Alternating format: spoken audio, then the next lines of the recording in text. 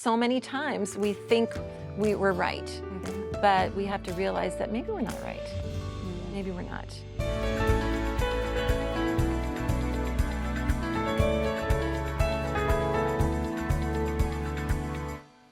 Well, welcome to Just Us Girls, and welcome to our basement. This is our family room in our home. And of course, welcome to the girls of Just Us Girls, Kara Maines and Danielle McCauley. Hello. And of course, Wendy Payne. Wendy's back with us. And I have to say, we missed Diane Clemens. Diane couldn't make it. She had a scheduling conflict she could not get away from, but we do miss you, Diane.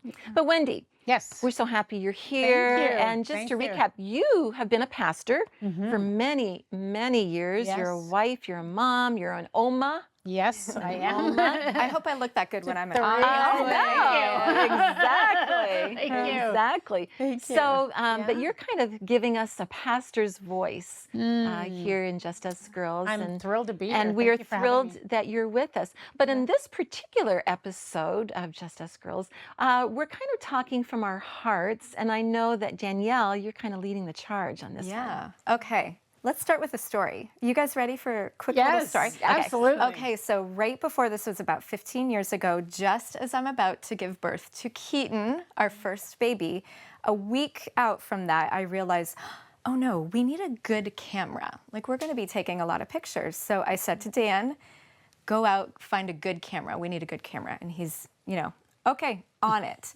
Got the camera. We take all the baby pictures and the toddler pictures all throughout the years.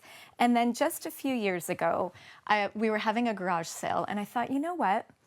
I don't think we really need that good camera anymore because we're using our iPhones, our cameras are on our phones now.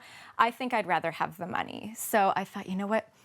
Let's just price this a good deal. I think I could probably get like 80 or 100 bucks for this thing. So I ended up selling it to an interested man for $80, and I was super pumped about it. And I went up to Dan and I said, good news, we sold that old camera for $80. And he said, $80? That was $1,000. Oh, no. And I said, $1,000? You spent $1,000? And he said, well, you said get a good camera. Yeah, said a good camera. And I'm thinking, so my idea of a good camera and his idea of a good camera. So we were both mad at each other and had this big misunderstandings. And that's what we're going to talk about today, is when we have misunderstandings, miscommunication. And it seems like, kind of a simple little thing, like, is that a big deal? But really, the enemy will just take every opportunity he will get to drive a wedge between us. And when he can get us, he can't control our minds, but he can definitely influence them. And so we've had different scenarios like that, or even just I interpret something the way that he said or did something, and I'm thinking something completely different. And it can get in the way. I don't know, has anyone else been there? Oh, goodness. All the time. For me, I find, now we've communicated and worked it out now, but whenever, I'm very vulnerable whenever I preach or speak anywhere at a conference or anything like that. And I'm always waiting for Daryl to say, like, good job or something, and he's one of those guys, he'll think it, but he doesn't verbalize it. So I'll come home and be like puppy dog waiting for him to say something, and he says nothing. And so I automatically think, oh, I blew it. It was horrible. I'm just, shouldn't be doing what I'm doing. And so when I verbalize that to him and communicate that to him, he's like, of course I think you do an amazing job. It's awesome. But he doesn't communicate. He doesn't think to say anything. So my communication things, I'm thinking his lack of speaking, his lack of words means something completely that's not the truth, Right. But he's not communicating. So we're expecting something different from each other, and unless we tell each other what we need. Yep, and we can spiral as women. Yes. Like the battle our often brain. goes no further than our own Yes. brains, and so we're spiraling or we're worrying or creating this complete scene that never even happened. Exactly. Right? Exactly. Yeah. For us, it's family outings. So I'm always like, oh, we should go here and let's check out this place. And Eric's like, yeah, sure. Like, yeah, definitely. Let's do it. And then at the end of the day, I know he loves that we went out and did it, but I just sometimes I get in my head and I'm like, did you not want to come out with us?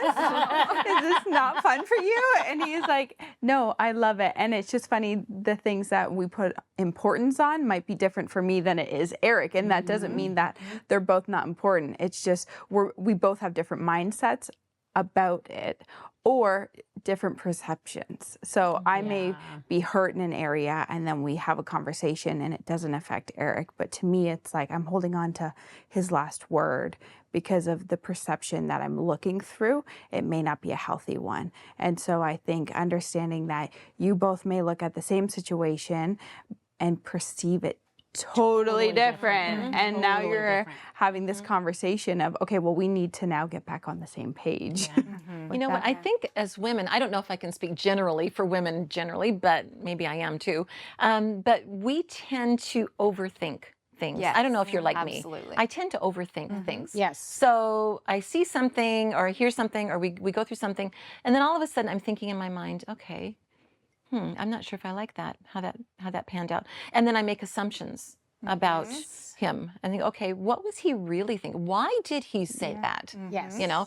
And then I move further down the rabbit hole and say, I bet he didn't like it in the first place. Are we good at I know. Yes, that is Oh, we are yes. so good at that. When in, the whole time, he's not even thinking anything at all. Like he never even moved beyond step 1. And I've already gone down to step 8, 9, and 10 in my own mind.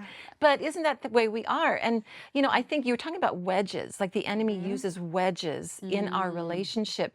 And I think the best way to combat this wedge of misunderstanding is understanding that this is one of the enemy's wedges. Yes. And if we can just get that in our minds and say, okay, no, and stop it, and just stop it in its tracks and say, okay, I am not going to take offense at this because it's probably something totally different than what I'm assuming it is. And then just stop it, take every thought captive, 2 Corinthians, take every thought captive. I'm not even going to go down this route. But it's a habit we have to get into. And even swallowing our pride because we think we're right. We think, oh, well, I know I'm right because, I know him. When maybe we don't always. Well, Yeah, and not just stop it, but like prevent it from even happening. And so I've, kind of nailed down a few things here, and you actually hit on one of them, Anne. My first one was like, okay, how can we nip this in the bud? Number 1, ask, don't assume. And there's a verse in Proverbs that says, don't jump to conclusions. There may be a perfectly good explanation for what you just saw. And so when we not jump to conclusions and just assume the best, have positive intent about our spouse. We think that we know what they're thinking, we think them, but really only the Lord truly knows what's going on in his heart and mind at any given moment. So don't jump to conclusions, don't assume.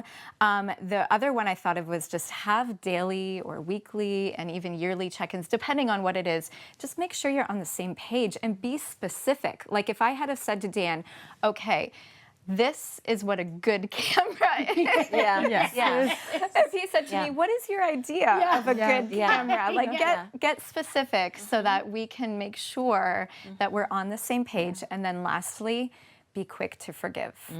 Because, in that scenario, the camera scenario, we were both angry at each other at the beginning. And then after we sat with it, we're going, you know what?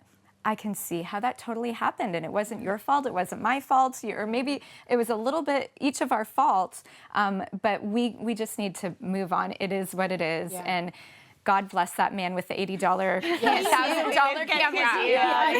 He was like, score. He probably went home, honey, give me my $80. And she said, you spent $80 on a camera. Full circle. But that is so good because, like you said, so many times we think we're right, but we have to realize that maybe we're not right. Maybe we're not. And you don't have to be married more than 5 minutes to kind of have those run-ins, do you? It's true. Absolutely. Yeah. It's true. We women tend to do that, but we need to stop ourselves. That's good stuff. Very good. Very good. Well, thanks for being here, girls. Thank you. Thank you. This was fun. Thank you for joining us. And you stay there because there is more Better Us to come. Hey friends, we really hope you're enjoying the marriage conversations here on our A Better Us YouTube channel. We have hundreds of more helpful marriage videos designed to give you hope and tools to make your marriage even better. Right. And you can see just a few options we think you might like here and here. So keep exploring. Oh, and make sure you subscribe by clicking here so you don't miss out on all the great marriage help we have coming your way all the time.